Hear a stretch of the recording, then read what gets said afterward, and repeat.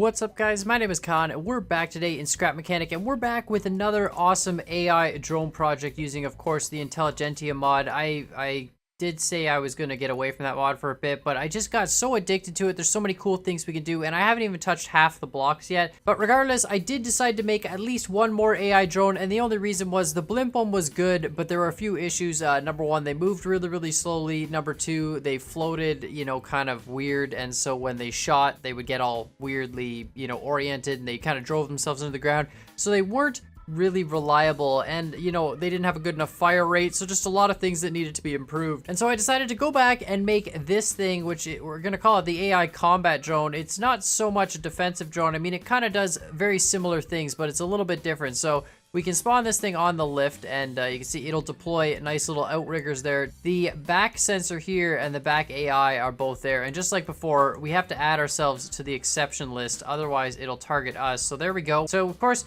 we can turn this on with the switch, and it does a weird little kind of jerk thing, and I don't know why it always seems to do that, but it's okay, and it just sits there. And then once we go out of range from it, it'll actually just put up its wheels, and it'll put up its outriggers, follow us around, drive us to the we can go over here. Just gonna, yeah, come on, buddy, you can do it. So just like the old one, it does have a following system, and then once it gets close enough, it'll deploy the outriggers. You can keep coming. Come on over here. Now, there's a few differences. Obviously, number one, this one's got wheels. You can see it's got the two large wheels underneath. It still uses suspension glitches to turn, so it does kind of turn on the spot a little bit easier that way. It doesn't have any reverse, so it only goes forward. But I mean, even if we go right behind it here and go far enough away, you can see it's just it'll just do a little bit of an arc, come back around, and come back towards us. So it's pretty good stuff. It works really well. And then of course, once it gets close enough, it'll stop and deploy. Now, it'll also stop and deploy if an enemy comes into range. So we'll just turn this off for a second here so we can go place some blocks. Now, it's got a range of 250.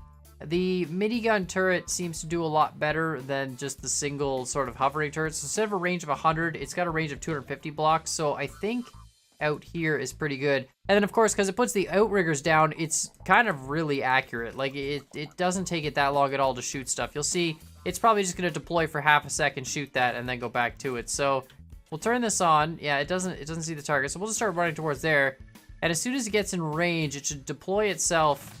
Yeah, there you go. And it just eradicated it. So it is a very cool bot. Now, there's a few other features this bot has that the old one didn't. It does follow you at a distance. Of course, it's got the exceptions. That's all the same. The turret is the same sort of setup as before. It'll aim up, down, left, right, all that jazz, and it'll fire. Now, it'll fire, of course, when any enemy is within that 250 block range. It doesn't really care if it's the right enemy. As long as there's an enemy within the range, it'll start firing. And, then it'll aim at the closest enemy. So that kind of works out pretty well.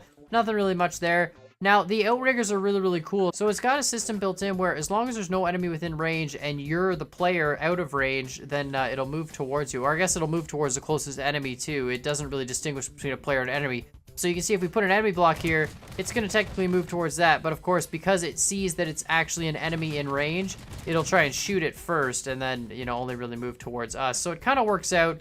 Unless, of course, we had, you see, it's so quick. Now, the cool thing about the Intelligentia mod is there's a few different types of sensors. So this sensor here is set to 250 block range. So anything within 250 blocks of that back of the turret is really what the turret shoots at. But there's another sensor built in here that's actually hooked up from this logic gate. And the way the binary sensors work in the Intelligentia mod is this top row of colors here actually determines the range, and you can add them together if you combine multiple logic gates. So it's 1, 2, 4, 8, 16, 32, 64, 128, 256, and 512 blocks. So simply by painting this blue block, we can actually change the follow range. So if we move it closer there, you can see now it's going to want to stick really close to us. And if we move it even further to, let's say, the pink, we can go way back here. And it'll take a fair amount of time before it decides it actually wants to follow us. So we can actually put ourselves with a little bit of a radius on the turret, and you see it'll stay at that far distance. Like, it doesn't need to come closer to us. We could, of course, do something with multiple sensors and have, built-in ranges. It's starting to feel a little bit more and more like Gladiabots with the same kind of, sensor setup and stuff like that. But really, I figured we should just have that logic gate right out in the open, so you can just paint it whatever color you want. Of course, if you paint it one, it'll constantly move because it can't actually see you. Pretty much minimum range, yeah, it's the 8 block. So it's pretty difficult, but you know, you can paint it anything pretty much between the outer ones here. And if you really want it far to range, 512, which would be further range than the cannon itself, which doesn't really make sense. So we're just going to turn it off. Now it is set up so that even if it's off, even if there's an enemy in range, it won't shoot at it until you turn it on. It's kind of nice. That way it doesn't, you know, just auto shoot. It makes it a little bit better. And same thing, if it's turned off, it won't move. We can move as far to range. It'll just keep itself there with the outriggers deployed. So we're going to spawn in some decoys again, and we'll spawn them up on that cliff over there, and then we'll just sort of walk it through. We'll see if one of these things can do the same work as the other hoverbots. I mean, the hoverbots were pretty good as defensive drones, but they were really slow, and this thing's just, it's got so much more firepower and so much more accurate. So we'll spawn some decoys up here, and then we'll see what happens. All right, so we've got a bunch of decoys set up on the cliff over there. Hopefully we're far enough away right here. We'll just do a quick, yeah, it seems like we are. So we're just gonna lead it this way a little bit, and then we'll turn it around. It's gonna start shooting as soon as it gets within 250 block range. The turret is sort of a zoning device. It follows you around, but if someone comes within range of it, then it'll deploy and do its thing. So we'll just, yeah, see, that's okay. Okay. So we're just gonna run that way, and hopefully we'll have enough time. I mean, I don't really know how fast this thing gonna start shooting. We should see potatoes whizzing by pretty quickly. It's not that much slower than sprinting. I mean, of course, it is pretty stupid, so who knows? Maybe it got... Oh, no, here it comes. Yeah, no, there it comes. Okay, so it's gonna probably set up pretty quick here. How you doing, buddy? Oh, yeah, no, that's where he wants to... Okay, yeah. So, oh my god. Okay, yeah. Yeah. See, it doesn't... See, the range on it, it's much deadlier than... okay, yeah, that one's... Okay, Okay. Here. Oh my god. There's so many shots. I don't know if he's going to hit those. Is he going to clip the clip? I mean, he's going to be so far back. He's probably still going to be able to hit the ones way up there. Just pummeling that one. Oh, yeah, okay, you got him. See, the blimp still missed a fair amount because they were only shooting one at a time. This thing shoots so many, like, it just leaves no prisoners. Who are you shooting? You're not shooting me. You're actually blasting those guys. Okay. Oh my god, you just... Okay, that guy got wrecked. Is anybody left? Oh yeah, see, now, this is the problem. It's never going to be able to hit this one. So there are some limitations. I think I definitely need to make another version of this at some point in time. Definitely need to make a different version that actually can sense ranges and sense when it's not able to hit the target. This is still pretty stupid by most standards, but it, you know, it works out really, really well. I mean, it's so powerful. Even if we just put a decoy down here, like, literally just no time at all, and it just evaporates it. Even, like, you know, even if something was flying overhead, it's insane. But I know a lot of you are probably still doubting the power of this Spud gun. I know you're probably saying, you know, COD, it's great and all, but I still think the Spud blimp is probably a better version. I think you waste your time trying to build this version to make it better. And I'll say, you know what?